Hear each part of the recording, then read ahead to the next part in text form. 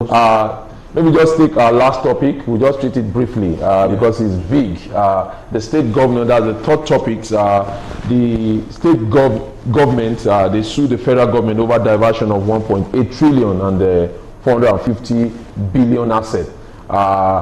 There's a case already before the Supreme Court, although because of the judges, the hearing will come after the judges' vacation. But the thing is that the governor, that they are alleging that that the recovered loot is illegally diverted to this consolidated revenue account instead of the federal account. What do you think? Yeah, let's quickly take. Because the matter is already pending in court. Okay. It's sub judice. I would speak on. Okay. Suspension. You know, I think the 36 state governors have gone to court to challenge the action of the federal government in remitting the recovered loot. I mean, paying it to what they call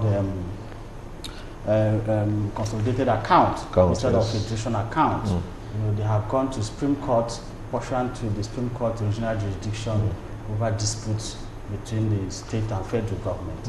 And they are asking, among other things, for court to determine whether or not the action of the federal government in paying such money, recovered money into consolidated accounts is not in contravention of Section 162, Sub 110, Section 80 of the Constitution, and of course Section 2 of Finance Control and Management Act. So these are issues for the determination of the court. I think we would allow court to have a position one way or the other. Okay,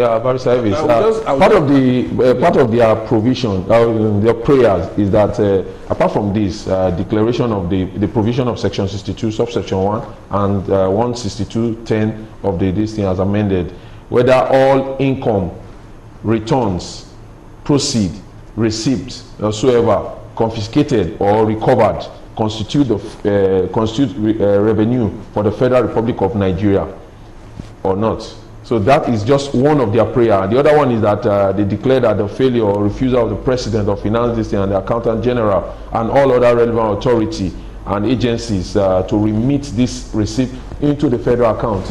So I don't know. What do you think? Well, like my other friend said, being a matter before the court, it will not be right for me as a lawyer to begin to say how the court should look at it. But however, I believe that the issues that the court will be faced with will be, for example, whether this kind of money they're talking about, the recovered, whether they constitute revenue. The question is not what is revenue?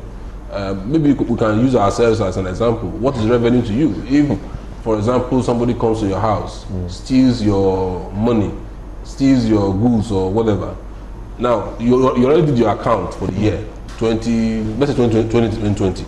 You have done your account, you have kept the money in boxes or wherever.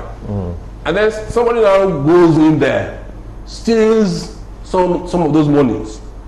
If you recover them, have you made an additional income? You know, these are some of the questions that the court will be faced with. Another thing is that from whom was this loot recovered, right? Again, if every year the law says, Section 162 of the Constitution says that all monies that belong to the Federation should be paid into the Federation account from where it is shared and then distributed to the state and all of that. Now, after sharing this money, assuming at the level of, let me use the local government now. Assuming at the level of local government chairman abusing his office, spends the money on his own, maybe uses to marry many wives and buy cars. Now, if he's arrested and the cars that he bought, the house that he bought, they are now gotten back by EFCC or any security agencies, who owns that money? That's the question the court is faced with.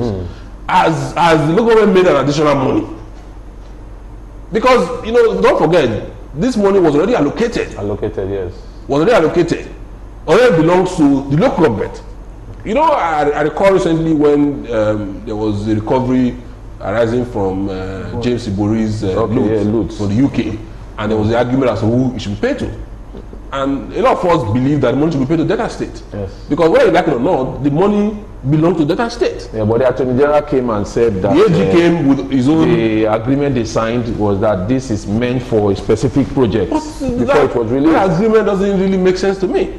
You know, I mean, that was what I thought at the time. You know, because at the end of the day, like I said, your vehicle is stolen, and the vehicle has not been recovered. Who owns the vehicle?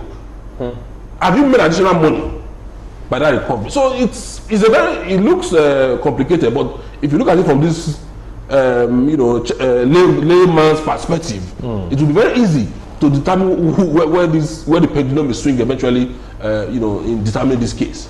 It's going to be quite interesting. But one thing I would say about recovered loot generally, outside of what is happening between the states, is that I would have thought that this recovered loot will be properly used for specific projects that will be tied to, you can even mention it.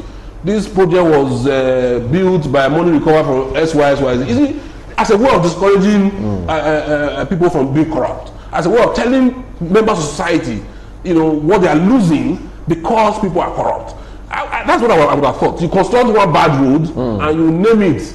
And you say that it was this fund from this corruption that was used. That's what I mean. Of course, that was what the Attorney General told us. That's what I would have thought. That's what I would do. Yes. But it appears that the loot is being looted. It appears that there's no transparency in the process, which is why we are all going to court. Why this matter is going to court now, because obviously there appears not to be transparency in the way it is being done. We have heard of the kind of monies we have heard has been recovered would have probably have been enough to fund the budget, but we are still borrowing.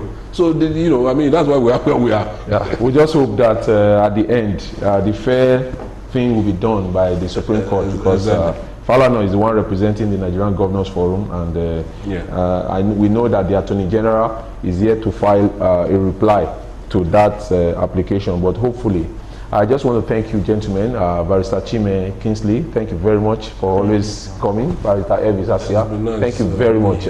For our viewers out there, we just want to thank you. We'll be returning back this same time next week for Democracy and Rule of Law. We say many thanks, and we hope that you will still be there for us.